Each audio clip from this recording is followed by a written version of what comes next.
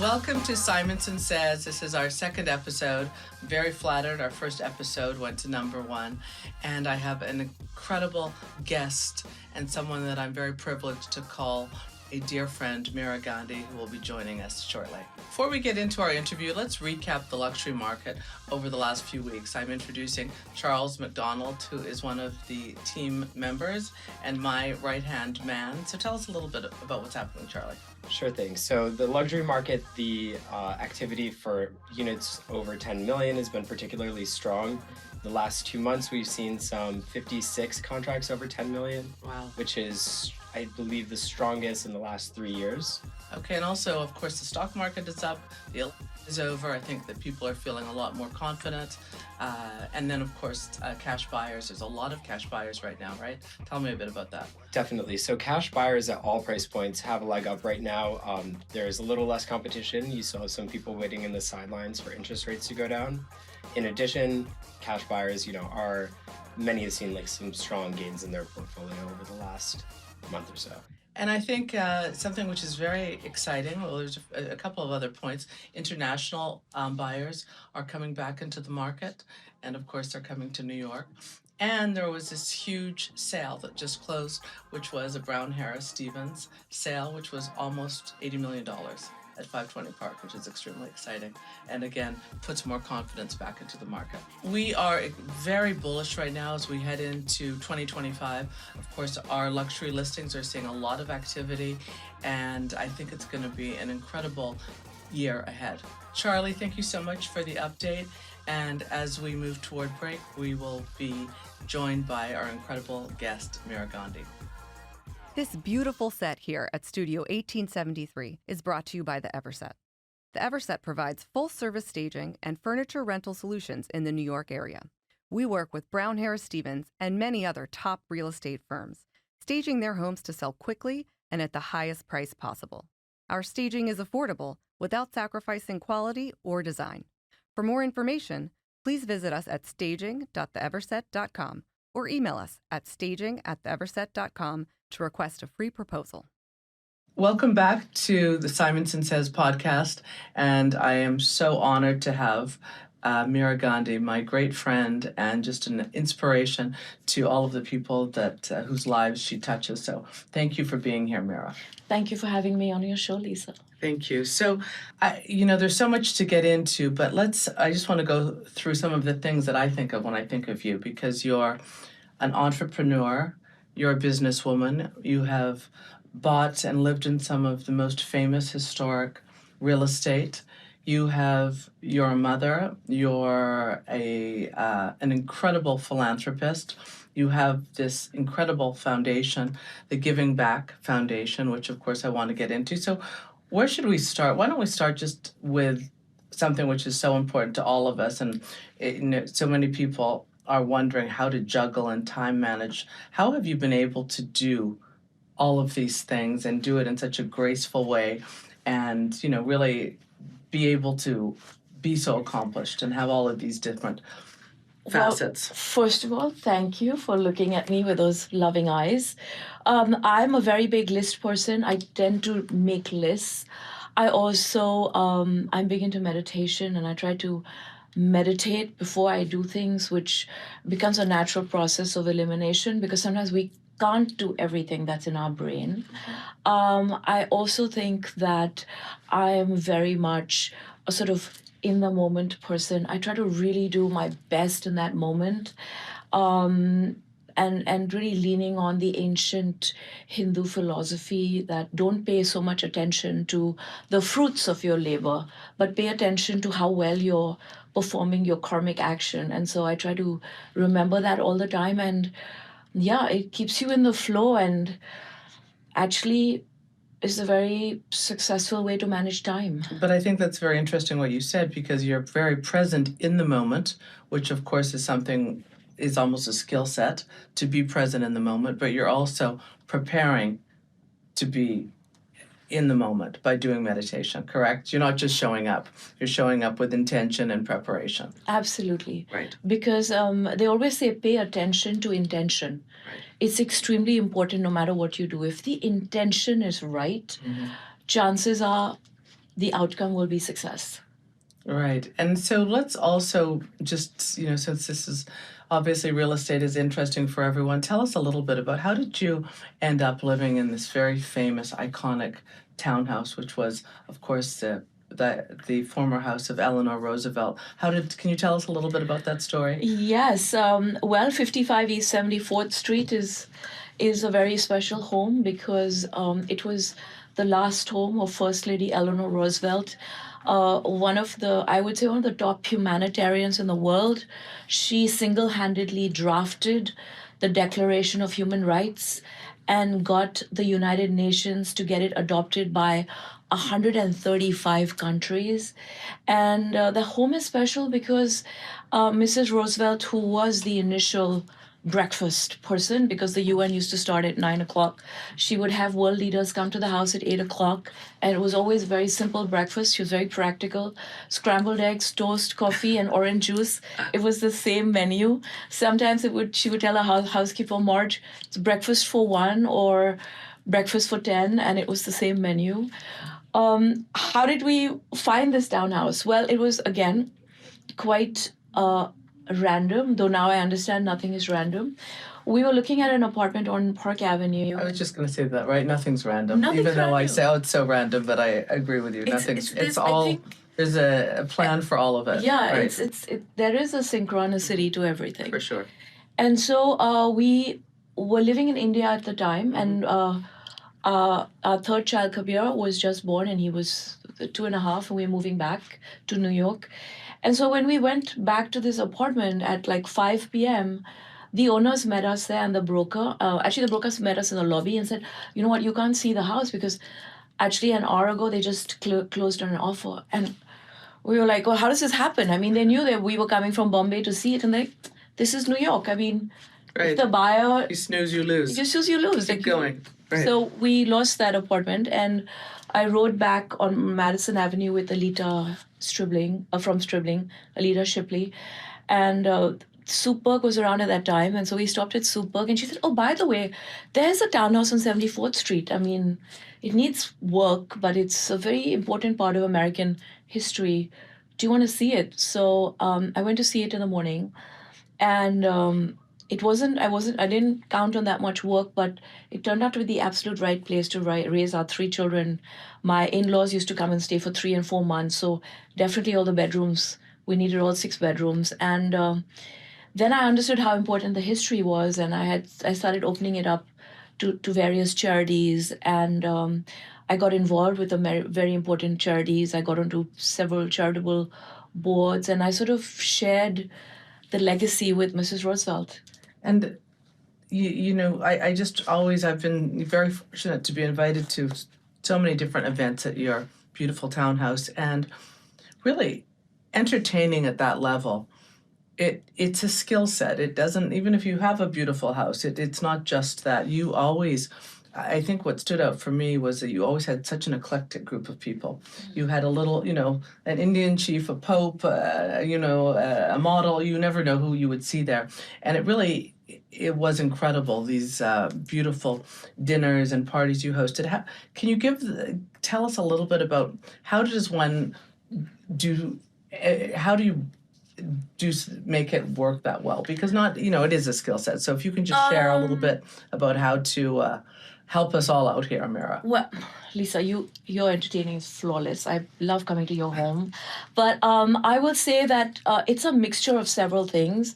One is, once I prepare and the party starts, I don't even check if there's enough wine, is there enough champagne, it's about the people, because I really realize people remember the experience. They remember the love with which you greeted them, or if they were in a corner, I don't know, you walk across the room and you make them meet the right person who will enhance their life in some way. Of course, we've had very exciting people at our home, including His Royal Highness Prince Edward, who was doing his tour for, he's a big tennis aficionado. He was at a lunch which was put together quite last minute, but I knew that, okay, we need to have the head of the U.S. Tennis Association, and that time my friend Jill was dating him. She wasn't married to Gary. I sort of mixed it up, and I tend to be more. You were at that party, Lisa. I have some amazing pictures that have actually recently been sent to the New York Historical Society from that event. I think the other thing I do is that I'm very open to people because I trust my friends. So if someone calls you and say at the last minute, "Oh, do you mind if I bring such and such person?" I always trust it'll be the right person, and they end up adding. And the other secret to it, maybe because I'm a little Aquarian and I'm a little out there. I mean, I have a Jupiter rising, so I'm super organized in my own way. But I'm a little Aquarian in that I do love to mix it up a bit because I think there's so much to learn from each other's lives. Well, it just actually makes me think. One of the other things that I always stood out for me was that you introduced everybody. So I think you made everyone feel special, and the way you describe everyone. So you also have a skill set to make everyone feel very wanted and special, and that makes me just. So I think it's a combination of real estate, entertaining, philanthropy.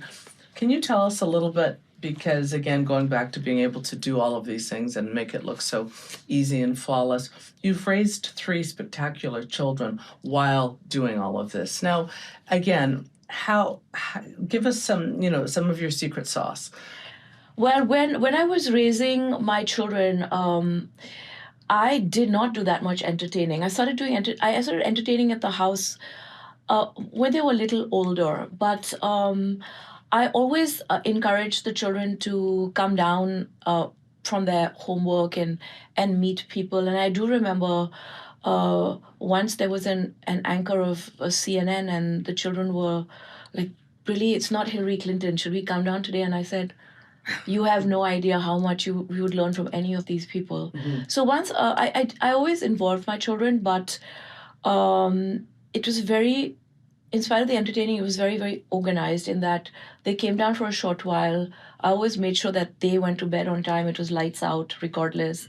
And I think I did more cocktail parties in the house than dinners, simply because, just like we have to be up at 5:30 in the morning the next day, get the kids ready, go down, make breakfast. Right. My housekeeper, she was with me for like all 28 years, but she never came in before 9, so I had to do breakfast. And Right. and then along the way, we did have a driver, which was extremely helpful in juggling, St. Bernard's and Chapin and the after-school activities. But I think the secret was just being involved and being there and being enthusiastic. And going back to you also saying being present. So, but something I do hear, which is a theme, is that you're saying when you were ready, you hadn't counted if you didn't have enough wine or whatever it was, but you were ready. So it's exactly like showing up and being present. So there is a theme that you're always ready. And then the Giving Back Foundation. This is really an incredible. It's amazing what you're doing. Can you tell us a little bit about how it started and all just the story, please? Sure. 'Cause it's amazing. It's amazing. Well, I was doing a lot of charitable work in New York. I was involved with Asia Society, the New York City Ballet, the Rockefeller Foundation. I was helping Barbara Tober with her museum, like just a number of different things, which gave me a lot of personal fulfillment and made me feel like I was able to give our success back in some measure. In 2008, we moved to Hong Kong with my ex-husband's job. And I remember one day in 2010, I was down at Ocean Plaza shopping, and we had this beautiful 6 Series Mercedes, drove us back to the Peak, and I walked into the townhouse and walked to the very top where our bedroom was, and I looked down on the harbor of Hong Kong, and I just started crying. In that moment of extreme success, Vikram was at the pinnacle of his career and the kids were doing well. I just felt incredibly lonely, and I just stood there and I was crying and crying and crying. I just didn't understand what was going on, and I was crying for a few hours. Vikram came back from the office around, I think, 7:38, and I was still up there crying, and he said, "What's happening?" And I said, "No, I feel just too isolated, and I feel like there are no roots here, and I feel like I need to be doing more. I need to be in touch with the people we're helping. And out of that, the Giving Back Foundation was founded in 2010, right away. I will say my ex-husband was a man of action.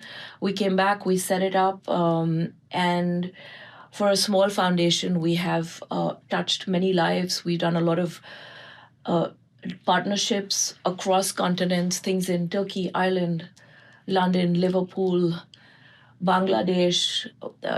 I was there for the opening of Asian University for Women, and I'm happy to say I introduced Cherie Blair to Asian University for Women in Bangladesh. Today, she's still the chancellor. So I was able to put a lot of people together, a lot of people I met at different grassroots events that then I was able to follow through with them and put them onto other causes. And I think it was just sort of a knock-on effect. Incredible. Another one of the other parts of your, everything about you that I admire, you have sort of reinvented yourself or morphed into, once you raised your children and then sold the townhouse and then bought Ledgewood. So you're always evolving. And can you tell, I mean, Ledgewood also is historical, but you really, sort of, as I said, you continue evolving.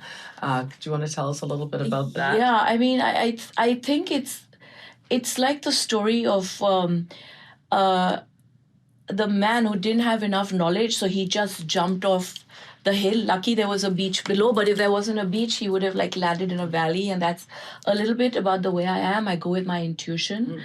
I saw Ledgewood and I understood the potential. I didn't know it would be quite so much work.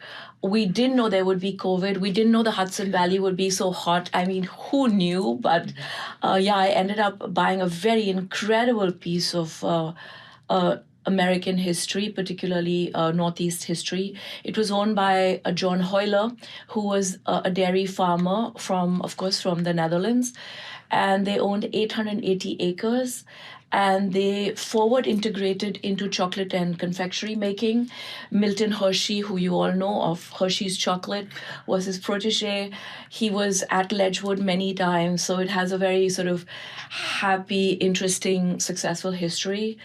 I think Ledgewood looks incredible because I chanced on an amazing architect, Ralph, a local architect from Woodstock, and Gilbert Holmes, who I have a love-hate relationship, but supremely talented, not only decorator, he's also a visionary and my co-creator in how to take an old property like this and piece it together so it looks like one, because it was added on at so many periods in history. Also, it's, almost 300 years old. And also it was the cornerstone because parcels of that were then sold within years to FDR and to the Vanderbilt. So it's sort of, I'm on this part of the Hudson River, which has had all these visionaries who have created things in America. So I feel like so blessed to have randomly found it.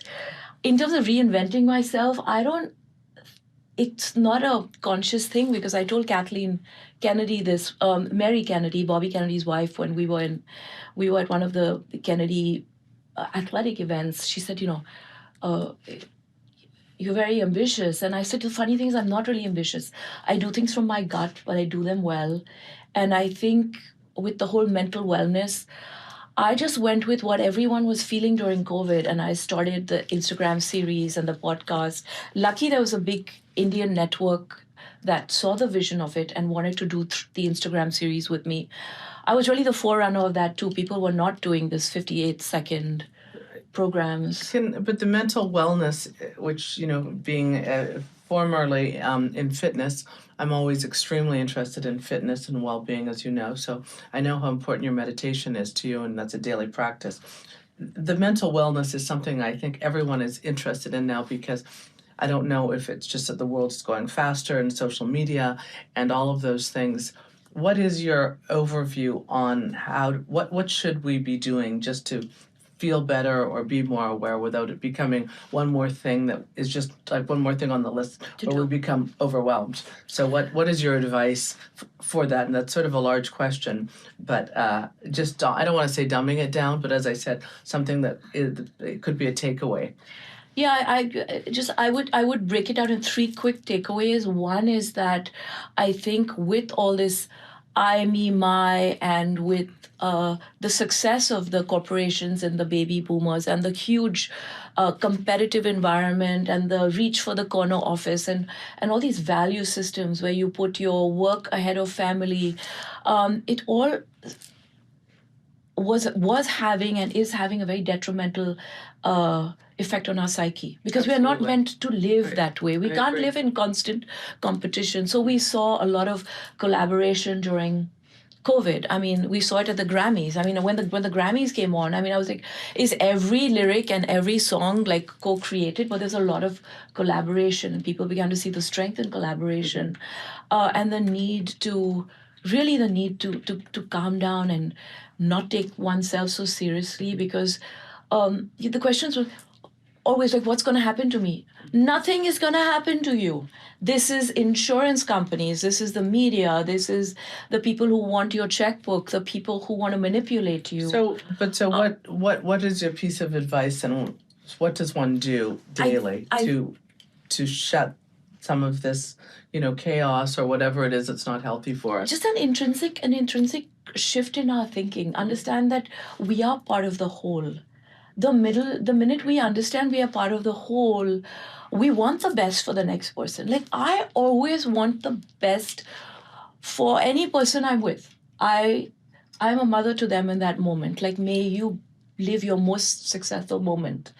And I think if we cultivate that consciously in our lives, we will automatically be calmer. I think meditation is key. We need to spend 20 minutes a day where we're just not thinking of anything because this canvas was not meant to be imprinted on so rapidly. So we need time to process. And I think that my third takeaway is really a sense of really oneness with every person we interact with. And I think if we just keep that in mind, there'll be a certain automatically calm sensation that we will feel, and we're able to. And we as leaders, if we come into a space and we are this way, then other people are going to pick up from it. So I say this to all the leaders, especially who are watching this. Be your calm best self, because we need a planet that's going to be in good shape for the next generations. I also think that, going back to what you said originally about being present, most of us, and I have to, say myself included, even though I try to be present, we don't really listen to what people are saying. I always think when you call the bank or something, I'll say, hi, this is Lisa Simonsen. Can I speak with such and such? And they'll say, now who's speaking? I just said my people don't listen. Yeah. So just being present and also feeling less threatened and competitive with people. This is going back to the oneness. Yes, and the idea that the planet is abundant. Moving to the country definitely shifted my thinking because there was an organic garden, and I decided on my first year during COVID, I think it was 2021 April, I started planting. I planted watermelons, I planted tomatoes, and I was shocked from one packet of watermelon seed that there were watermelons bursting all over. And same thing with tomatoes. I mean, 1 bushel of tomatoes, you possibly could not in one kitchen use that many tomatoes in 2 weeks that were on an instant in a grapevine. So once we understand this concept of abundance, and now with shared spaces, architects are looking at space very differently. Luxury buildings are adding the coffee shop, the amenities, making it all more just using your shared spaces more. Mm-hmm. I mean, you know how it is. People are doing smaller living rooms, larger bedrooms, better Wi-Fi, smart homes. I mean, needs are changing, more efficient. More efficient. Yeah. And more inclusive. More inclusive. And something which is just sort of fun about you, because this is how you are, and you went from this incredible limestone townhouse, and then not just did you purchase Ledgewood, but you then are also in Williamsburg. So this is Right. this is the funky side of Meera. This is the funky Get down. side. Yeah, this is the funky side. I did have some very interesting friends who showed me everything from the Bronx to Williamsburg to Maspeth to Bushwick. For someone who had never crossed the 59th Street Bridge when I got divorced, this was really eye-opening. But it's so fun. I mean, I just have to say, because a lot of people would know that you are this incredible corporate wife, you're doing all of your foundations, and then you do a 180, and, there you end up in Williamsburg. And Williamsburg is fantastic, and I'm glad that I lived my 20-year-old dream in a rented apartment in Williamsburg. I mean, I should have used the gym more with so many cute people there, but I mean, missed that opportunity. But I did walk with some very interesting people that walk their dogs, and I know every rooftop bar, every good restaurant in Williamsburg. I know all about it. It was sort of edgy, grungy, interesting, a different group of people. Also highly, highly motivated, but just different. Mm-hmm. And I'm glad I experienced it. But I think going forward, I will be in Manhattan. I think that phase has passed. Well, hopefully you'll I'll be involved.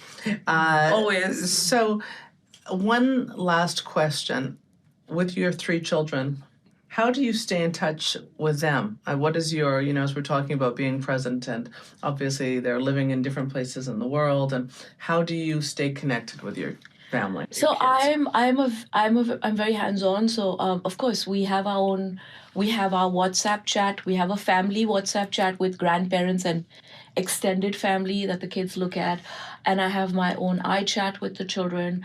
But I'm big on just picking up the phone. So I mean, I always forget to check what the time is in London or Dubai or wherever they are. I just call, and I'm also big on just jumping on planes. If I sense that I need to be there, I'll get on a plane and just really go there and see what it is, or I'll get in the car and drive to Boston and drive up to Harvard Business School and just have dinner with Kabir and drive back. If it's too late, I mean, the quintessential Charles Hotel always feels like home. I'm very big on you make it physically happen. being in You make touch. it I happen. just make it You happen. always make it happen. The funny thing is, as parents, I feel maybe I'm so busy, I'm not in touch enough.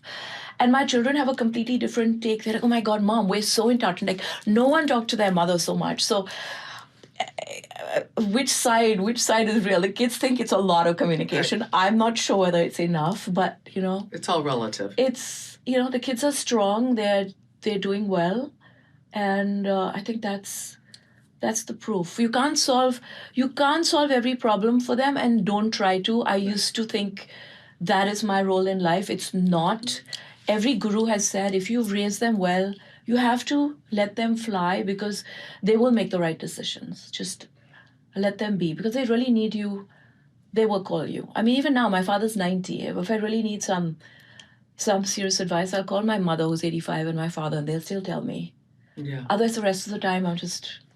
But I also think that's a great, especially when we like to not control, but, always be present and sort of control to resolve things. Right. So to resolve things, we have to also let them resolve life on their own conditions as they are growing and going out into the universe, right? Yeah. So, Meera, you're incredible. You're an inspiration. I think, everyone, the viewers have got to see a real dynamo and someone who has done it all from your children to your philanthropy to your real estate. And I can't thank you enough for coming on today. And I have a little gift for you, which is my fragrance. It's going to be relaunched next year. Oh, I love your fragrance. You have the candle. This is the fragrance. Absolutely. This fragrance, though, thank you. This fragrance is something incredible. Can you just finish off and tell us about this? Thank you, by the way, but this is incredible. It's really a part of me, because when I first approached this very huge fragrance house to do it, he told me that, we work with Chanel, and we just really don't work with people who just walk in from the street, so to speak, and they want to create a fragrance. They didn't know who they were speaking to. But I did have a very close friend, Mari, who was in the business, who very kindly made the introduction.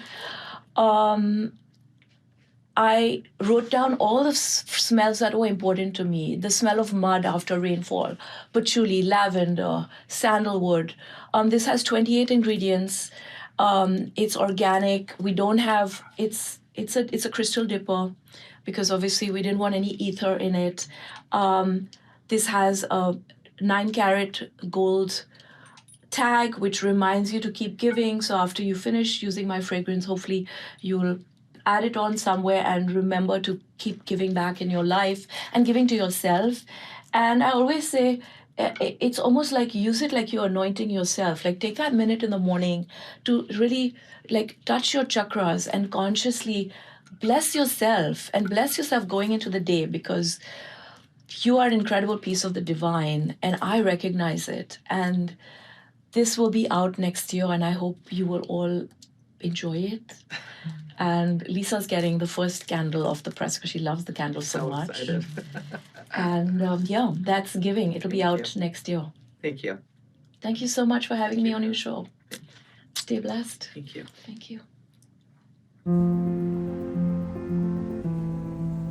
What do you really need to know about buying or selling a home? First, it's serious business.